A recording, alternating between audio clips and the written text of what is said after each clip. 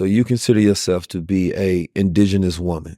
Yeah, Afro-Indigenous. Afro-Indigenous. Can Yes. you explain to me specifically, What that means to me? right, what it means to you or just what it means? Yeah, I think for a long time, I wasn't really sure how to describe myself. You know, there wasn't a box for me to check that really fit my identity. You know, my mother is Native American. She's also white. She's also Irish. She comes from both the Menominee and Oneida Nations of Wisconsin. So my grandmother is an enrolled member of the Oneida Nation of Wisconsin. But my father, he comes from Mobile, Alabama, which is the historic Africa town. So that's where my family came from, was raised. So just that understanding that I have both of those identities, although I am Irish, right? With that, I don't acknowledge it, not because I don't know, I'm not proud to be Irish, but my biological grandfather abandoned my grandmother when she was pregnant. So we don't know my biological grandfather, don't know that white side. So these are the identities that raised me. These are the understandings I have. And so I felt, you know, kind of liberated when it came to that self-identification of who Sutton is. What was the tribe you said your mother came from? The Menominee? Yeah, the Menominee. So the Menominee. Yeah, so they're ancestral to Wisconsin. My grandfathers were chiefs of the Menominee tribe. So if anyone's ever been to Wisconsin, Oshkosh, Wisconsin, it's named after my grandfather. Great 7-time grandfather. So that was Chief Oshkosh, the Brave. Oshkosh Begosh. Yeah, that's what everyone says. Yeah. I'm like, I don't know if that's us though. I'm not gonna lie. At first I thought you said the monogamy tribe. Oh, monogamy. Well, I know they got, you know, tribes and communities around monogamy and not monogamy, but we the Menominee. I thought that's how they got spread in the Western. Some people came from monogamy tribe. Some people came from polygamy tribe. I don't know. Well, this is true, but no, the Menominee ancestral to Wisconsin. We have been there for over 10,000 years. You know, what's interesting about my grandfather is he really walked in these two worlds, right? And so with westward expansion happening, they actually wanted to forcibly remove us north to lands we would not be able to survive on, between two warring tribes. And he understood that. And so it's interesting because at this time, we didn't have this concept of land ownership, right? We're stewards of the land. So he had to really learn this Western way of land ownership and capitalism. And through that, he was actually able to barter over 10 million acres so that we remain on over 235,000 acres today. We have one of the most dense timber forests in the Midwest. I mean, you can see our forests from literally, you know, the stars. So what was the concept? Because when I did get to visit the Shinnecock Nation and I was speaking with the brother and he was explaining to me how, you know, he describes his dwelling, right? Not a home that he owns, but a place that he lives. Okay. Right. And I believe like that difference in concepts, just of thought of the idea of ownership, right? And he said that he was explaining to, I think, an IRS agent that wasn't familiar with why he didn't have to pay taxes. And she had basically came to his door, I believe. And he was like, well, the way he explained it was interesting because he was like, the sun, you know, rises and the sun sets. He said something about birds fly, there's stars in the sky, and there are trees that we pluck fruit from. And he was like, that's why. So we take care of this land. When we think about the world's biodiversity, right? 80% of it is stewarded by indigenous peoples, right? We know how to take care of the land. We are in relation with the land, right? So when I think about what's happening with like climate change and climate change mitigation, we're spending so much money to like funnel into like innovative technology. Not to say innovative technology is bad, but I think if we took that money and put it behind indigenous peoples who have had a long relationship with the land, know how to take care of her, we would be in a much better place.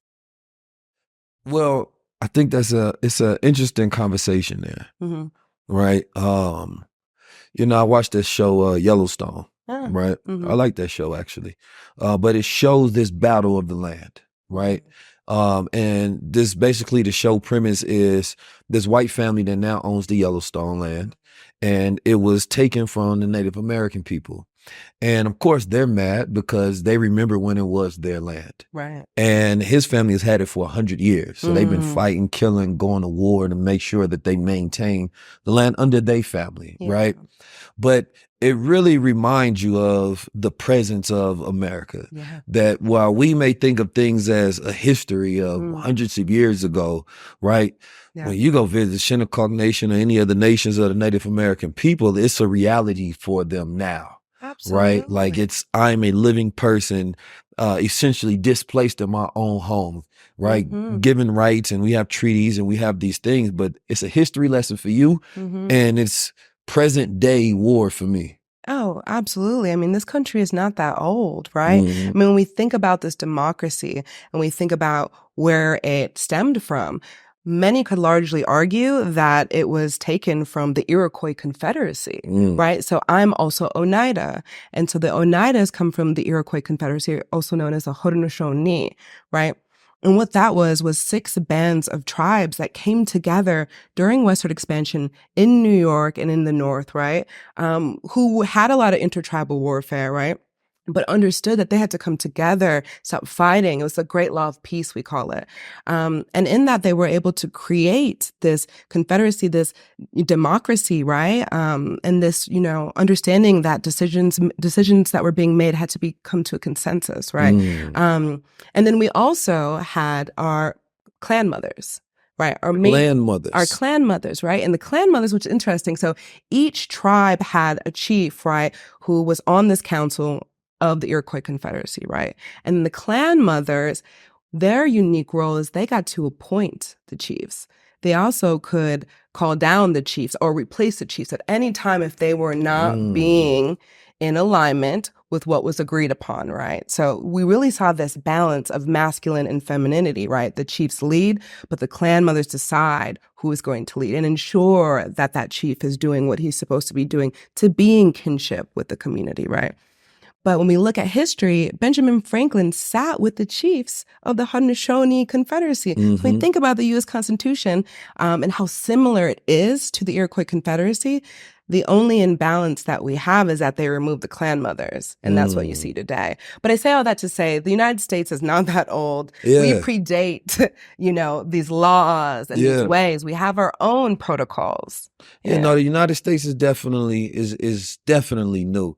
But it's built off, indigenous science, right? Yeah. The flag of America, the tribes, Look the at states. The dollar, we the people. That's what indigenous. We call ourselves we the people. The teams, the people of America. The mascots.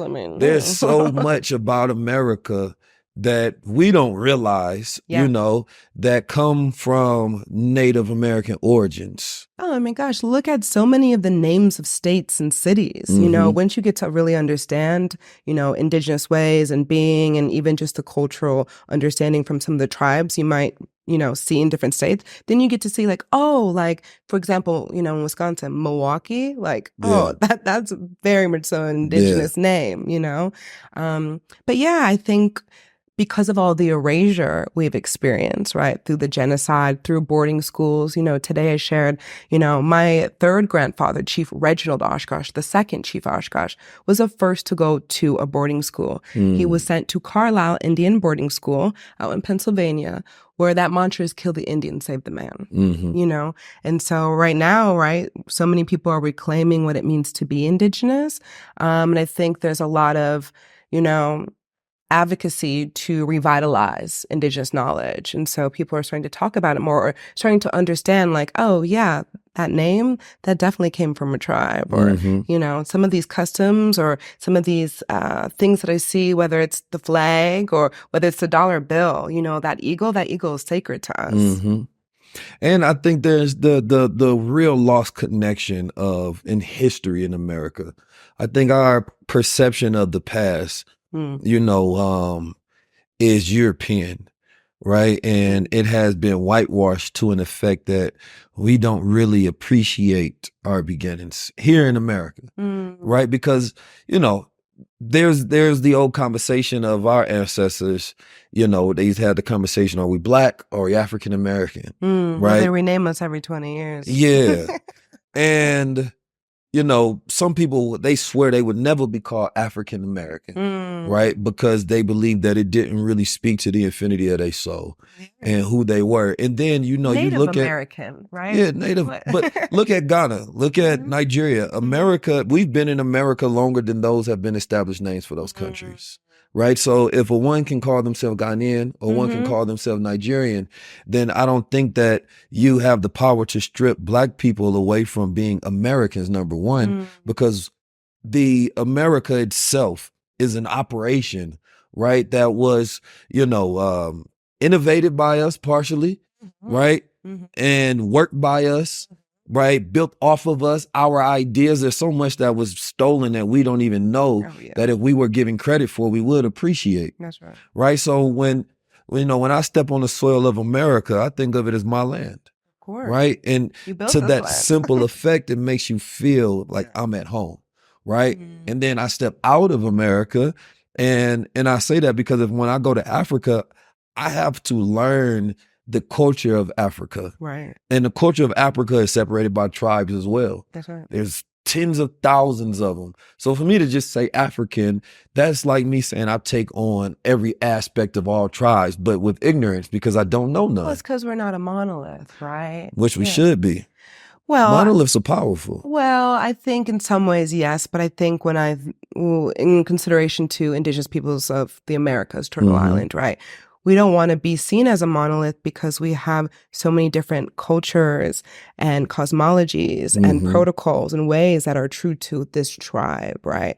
Are there similarities that we all share? Absolutely. There's so many different principles and protocols that we all can be in deep alignment and agreement with. But each tribe you go to, it's going to be a very different experience to the foods we eat, to the gods we pray to the traditions we carry, to our ceremonial practices, right?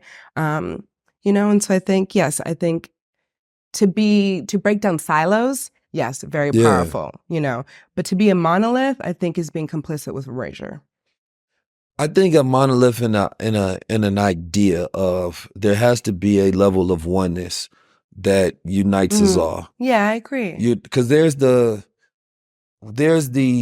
individual and what the individual likes, right? Yeah. You can have your values, your customs, what is your taste level, what are your traits, what is customized to you. In the world now, we find our tribes, right? People that we like, people that like the same things, people that have the same perspective, judge things, feel things, see things the way we see them. Yeah. That's my tribe. Yeah. Right. Even in places where people are we see them as monoliths, right? They still have their tribes in that, right? Absolutely. I think we think of it as like a separating factor, but it's not. A tribalism, I think, is natural, right? In the sense that you find peace in people who are like you. Yeah, as humans and having a human experience, we don't want to be isolated. Yeah. You know, that's not a setting in which we thrive, right? It's the interconnectedness that helps us really be in our power and our health and our wellness, right? And that is kinship, right? It's the interconnectedness of all things,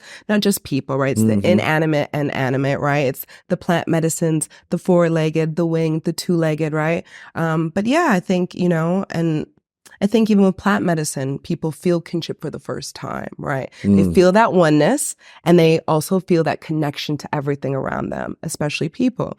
And I think, yeah, community is so important. Kinship is so important. Your tribe is so important, right? But I agree. I think, yeah, we are so much stronger together than we are in silos. And that plant medicine, I think that's where things become so much, like you said, it becomes so much more of a one because you realize you basically strip down all of the things that you put on. And in that, you're not speaking from an egoistic standpoint. It's like a soul meeting another soul. That's right. Now you can have a conversation with that soul, like, you know, how I see how you dress your avatar up. That's right. You know, what system of belief have you chosen on this realm? The 3D, right? But you're doing it from a different state of awareness. That's right. But because, you know, I wear the color red, you wear the color orange. Now I'm a red man and you're an orange man. Now we're saying, hey, we're different people. And it's like, we've chosen this. Oh my gosh. Because it flows with our soul and our spirit for one reason or another. Yeah, I agree. I think there are so many different assumptions and biases that we operate based on how we've been conditioned, right? What society has told us what is right, what is wrong, who we should be in kin with, who we shouldn't be, right? And I think plant medicine helps you, like you said, remind yourself that you are a soul, right? In this physical body. Yeah. But what's more important is being able to connect with those around you, to be able to delve in deeper, to be able to reach this higher consciousness, right? And that's the key to self-actualization, which is built on the foundation of community actualization. So, because you mentioned plant medicine a couple times. I did. So I do love plant medicine. So, what is your selection of plant medicine that you intake and go on your journeys with? Yeah, mushrooms are so special to me. I was introduced to mushrooms when I was about 20 years old, after surviving horrendous gender-based violence. Gender-based violence? Yes. Okay. So I'm a survivor of trafficking. Okay. And that experience humbled me to my core and broke me like nothing else in this lifetime. I did not know how to pick myself back up. At that time, I was getting a degree in psychology when that happened to me, which is why I also say that these things can happen to any women, you know. Sometimes you don't recognize the signs or, you know, how you're being groomed. And so in that experience, you know, I was saved, and I'm so thankful that I was saved out of that situation. But I came back into my degree after that. And I was doing the typical cognitive behavioral therapy, you know, I was going to ceremony, more so like powwow, just being with my community. But I was still hitting this like brick wall, right? And I remember this assignment that I had, which was a genogram assignment, right? This pictorial display of your family tree. And you have to annotate the different adversities they've been through, whether it's their health or, you know, their emotional health, right? Whether they had an abortion or they were murdered or they, you know, experienced rape. So I had to go through all of these generations ask really difficult questions. And I remember sitting on the floor with this big piece of paper and seeing these cycles perpetuate from contact with settler colonization and boarding school. And then I saw me, right? And all the things I had experienced, and understanding that, you know, a lot of these traumas didn't begin with me, but I embody them and I can perpetuate them, you know, unconsciously. And not wanting to be there anymore, not wanting to be a victim, wanting to be a survivor, wanting to be a warrior. And so one of my good friends, you know, I was a researcher, beginning my research at the time, I'm still a researcher, but beginning my research in acculturation and how that affects mental health and academic performance. And so he knew that the key to me wanting to do something would be through research. And so he shared to me all of the different, you know, just research studies that they'd done around psilocybin. And he showed me all of the propaganda that the government had tried to use to disconnect our cultures from these plant medicines. Because mushrooms aren't a medicine that come from my communities, being Menominee and Oneida. But there are different plant medicines that, you know, my communities have sat with. Like peyote being one, yeah. The Native American Church influenced so many different tribes and shared those traditions everywhere, right? the Native American Church, you said influenced those traditions? Yeah, but they passed them on, right? Well, not the Native American Church, but indigenous peoples, right, who had sat with that medicine for time immemorial.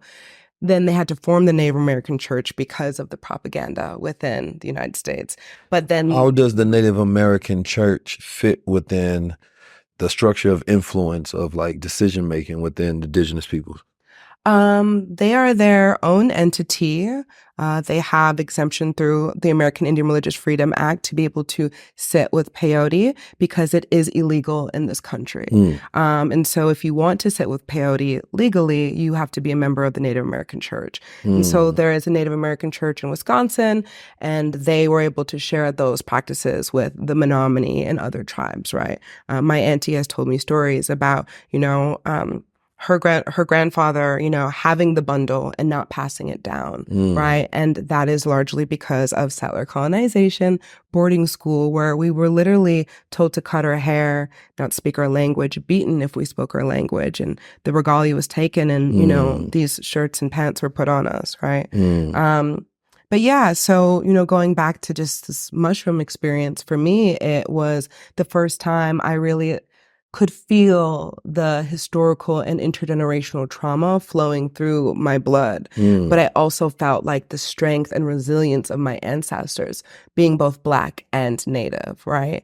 And just understanding the power that I truly had within myself to be able to be the first in my family to say, no more. This ends with me, right? And we're going to create a new pathway for our future 7 generations. And that principle right there, the 7 generations, comes from the Haudenosaunee, right? The 7-generation principle is this understanding that we have a responsibility to make every decision within sustainability, understanding that it will have a ripple effect to the 7 generations. So then every time we're thinking about a decision, while we're being strategic in this world, like, how are we considering, the youth, right? How are we considering the ancestors who came before us, right? I like that. I like that.